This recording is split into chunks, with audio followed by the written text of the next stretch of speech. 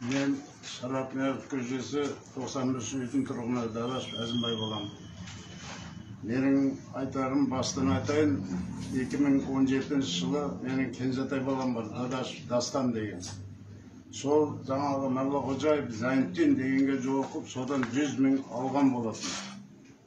Одан 2 ай кешіктіріп бере алмастан үстінен бұл үшешік жүргізіп, 20-30 мыңнан алған. Ақылында бере алмастан алғансын үйіне келіп, бұны дубинамен ұрып, денесінің бәрін көгертіп тастап, сөйтіп ұрып тастайды. Кейін бұны ұстап алмайды Зайнтин жаңағы Маллақожаевты. 2017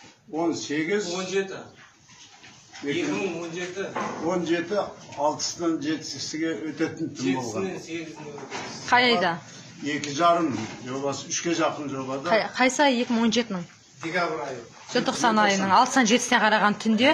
7-сінен 8-іне қараған түнде. Ол түнде өртеніп жатыр ғой.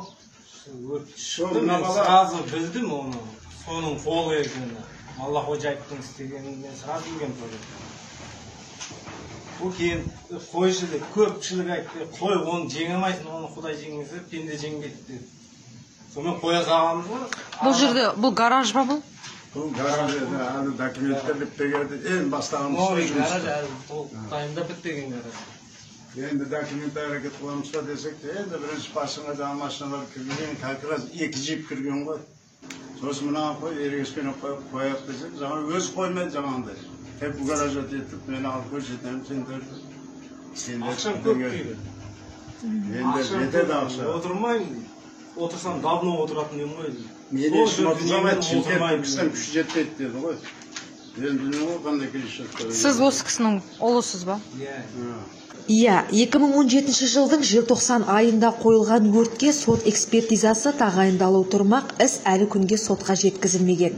Түркістан қалалық полиция басқармасы да арыздарының бірнеше рет базадан өшіп кеткендігін айтып, қайтадан арыз жаздырып алған.